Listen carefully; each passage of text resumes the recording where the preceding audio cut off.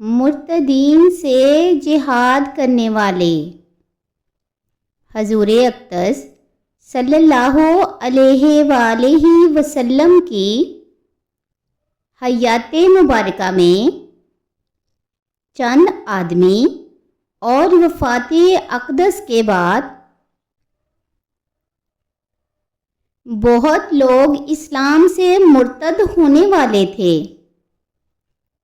جن سے اسلام کی بقا کو شدید خطرہ لاحق ہونے والا تھا۔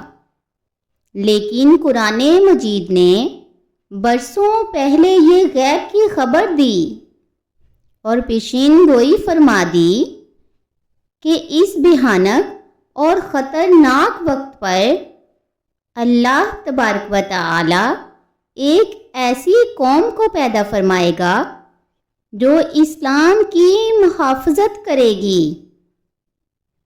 اور وہ ایسی 6 صفتوں کی جامع ہوگی جو تمام دنیاوی اور آخری فضائل و کمالات کا سرچشمہ ہیں، اور یہی 6 صفات ان محافظین اسلام کی علامات اور ان کی پہچان کا نشان ہوں گی، اور وہ 6 صفات یہ ہیں۔ نمبر 1، وہ اللہ تبارک و تعالی کے محبوب ہوں گے۔ نمبر 2، وہ اللہ تبارک و تعالی سے محبت کریں گے۔ نمبر 3، وہ مؤمنین پر بہت مہربان ہوں گے۔ نمبر 4، وہ کافروں کے لیے بہت سخت ہوں گے۔ نمبر 5، وہ خدا کی راہ میں جہاد کریں گے۔ نمبر 6، وہ کسی ملامت کرنے والے کی ملامت سے خائف نہیں ہوں گے۔ صاحب تفسیر جمل نے کشاف کے حوالہ سے تحریر فرمایا ہے کہ عرب کے 11 قبیلے اسلام قبول کر لینے کے بعد آگے پیچھے اسلام سے منحرف ہو کر مرتد ہو گئے۔ 3 قبائل تو خود حضور علیہ السلام کی موجودگی میں، اور 7 قبیلے حضرت امیر المؤمنین ابو بکر رضی اللہ تعالی عنہ کے دور خلافت میں، اور 1 قبیلہ حضرت امیر المؤمنین حضرت عمر فاروق رضی اللہ تعالی عنہ کے خلیفہ ہونے کے بعد، مگر یہ 11 قبائل اپنی انتہائی کوششوں کے باوجود اسلام کا کچھ بھی نہ بگاڑ سکے، بلکہ مجاہدین اسلام کے صرف شانہ جہادوں کی بدولت یہ سب مرتدین تہس نہس ہو کر فنا کے گھاٹ اتر گئے، اور پرچم اسلام برابر بلند سے بلند تر ہوتا ہی چلا گیا، اور قرآن مجید کا وعدہ اور غیب کی خبر بالکل سچ اور صحیح ثابت ہو کر رہی۔ زمانہ رسالت کے 3 مرتد قبائل۔ نمبر 1، قبیلہ بنی مزلبہ، جس کا رئیس اسود عنسی تھا، جو ذوالحمار کے لقب سے مشہور تھا۔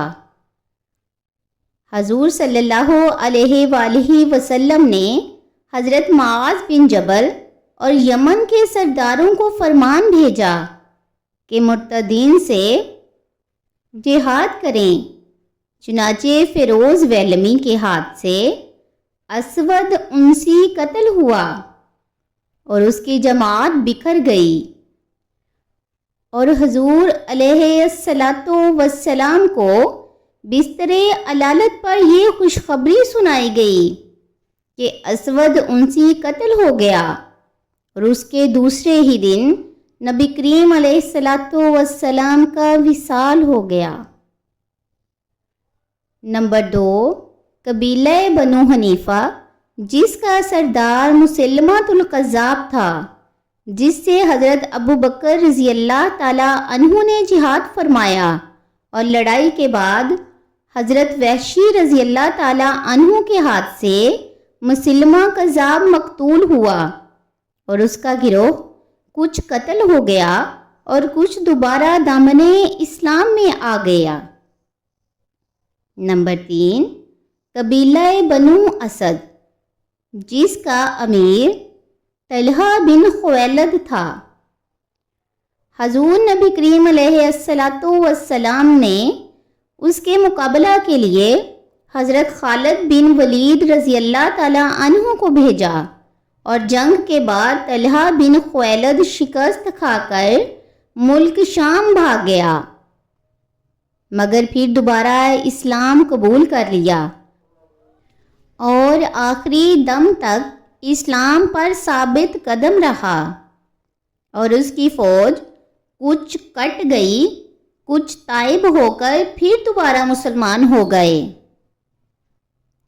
خلافت صدیق اکبر کے ساتھ مرتد قبائل۔ نمبر 1، قبیلہ فزارہ جس کا سردار اینیا بن حسن فزاری تھا۔ نمبر 2، قبیلہ غطفان جس کا سردار قرہ بن سلمہ قشیری تھا۔ نمبر 3، قبیلہ بنو سلیم جس کا سرگنا فجاعت بن یالیل تھا۔ نمبر 4، قبیلہ بنی یربو جس کا سربراہ مالک بن بریدہ تھا۔ نمبر 5، قبیلہ بنو تمیم جن کی امیر سجار بنت منظر ایک عورت تھیں جس نے مسلمہ کذاب سے شادی کر لی تھی۔ نمبر 6، قبیلہ کندہ جو اشعت بن قیس کے پیروکار تھے۔ نمبر 7، قبیلہ بنو بکر جو ختمی بن یزید کے تابع دار تھے۔ امیر المؤمنین حضرت ابو بکر صدیق رضی اللہ تعالیٰ عنہ نے ان مرتد ہونے والے 7 قبیلوں سے مہینوں تک بڑی خون ریز جنگ فرمائی، چنانچہ کچھ ان میں سے مقتول ہو گئے اور کچھ توبہ کر کے پھر دامن اسلام میں آ گئے۔ دور فاروقی کا مرتد قبیلہ۔ امیر المؤمنین حضرت عمر فاروق اعظم رضی اللہ تعالیٰ عنہ کے دور خلافت میں صرف ایک ہی قبیلہ مرتد ہوا اور یہ قبیلہ غسطان تھا، جس کی سرداری جبلہ بن اہم کر رہا تھا، مگر حضرت فاروق اعظم رضی اللہ تعالیٰ عنہ کے پرچم کے نیچے صحابہ اکرام نے جہاد کر کے اس گروہ کا قلعہ کما کر دیا، اور پھر اس کے بعد کوئی قبیلہ بھی مرتد ہونے کے لیے سر نہیں اٹھا سکا۔ اس طرح مرتد ہونے والے ان 11 قبیلوں کا سارا فتنہ و فساد مجاہدین اسلام کے جہادوں کی بدولت ہمیشہ کے لیے ختم ہو گیا۔ ان مرتدین سے لڑنے والے اور ان شریروں کا قلعہ کما کرنے والے صحابہ کرام تھے، جن کے بارے میں برسوں پہلے قرآن مجید نے غیب کی خبر دیتے ہوئے یہ ارشاد فرمایا تھا۔ ترجمہ کہ اے ایمان والو، تم میں سے جو اپنے دین سے پھرے تو ان قریب اللہ ایک ایسی قوم کو لائے گا کہ وہ اللہ کے پیارے اور اللہ ان کا پیارا ہوگا۔ وہ مسلمانوں پر نرم اور کافروں پر سخت ہوں گے۔ وہ اللہ کی راہ میں لڑیں گے اور کسی ملامت کے کرنے والے کی ملامت کا اندیشہ نہ کریں گے۔ یہ اللہ کا فضل ہے، وہ جسے چاہے عطا فرمائے، اور اللہ وسعت والا علم والا ہے۔ سورۃ المائدہ رکوع نمبر 8۔ درس ہدایت۔ ان آیات سے حسب ذیل انوار ہدایت کی تجلیاں نمودار ہوتی ہیں۔ نمبر 1، مرتدین کے فتنوں اور شورشوں سے اسلام کو کوئی نقصان نہیں پہنچ سکتا، کیونکہ اللہ تبارک و تعالی مرتدوں کے مقابلے کے لیے ہر دور میں ایک ایسی جماعت کو پیدا فرما دے گا جو تمام مرتدین کی فتنہ پردازیوں کو ختم کر کے اسلام کا بول بالا کرتی رہے گی، جن کی 6 نشانیاں ہوں گی۔ نمبر 2، ان آیات بینات سے ثابت ہوتا ہے کہ صحابہ کرام رضی اللہ تعالی عنہم، جنہوں نے مرتدین کے 11 قبائل کی شورشوں کو ختم کر کے پرچم اسلام کو بلند سے بلند تر کر دیا، یہ صحابہ کرام مدرجہ ذیل 6 عظیم صفات کے شرف سے سرفراز تھے، یعنی نمبر 1، صحابہ کرام اللہ کے محبوب ہیں۔ نمبر 2، وہ اللہ تبارک و تعالی کے محب ہیں۔ نمبر 3، وہ مسلمانوں کے لیے رحم دل ہیں۔ نمبر 4، وہ کافروں کے حق میں بہت سخت ہیں۔ نمبر 5، وہ مجاہد فی سبیل اللہ ہیں۔ نمبر 6، وہ اللہ تبارک و تعالی کے معلمہ میں کسی ملامت کرنے والے کا اندیشہ و خوف نہیں رکھتے ہیں۔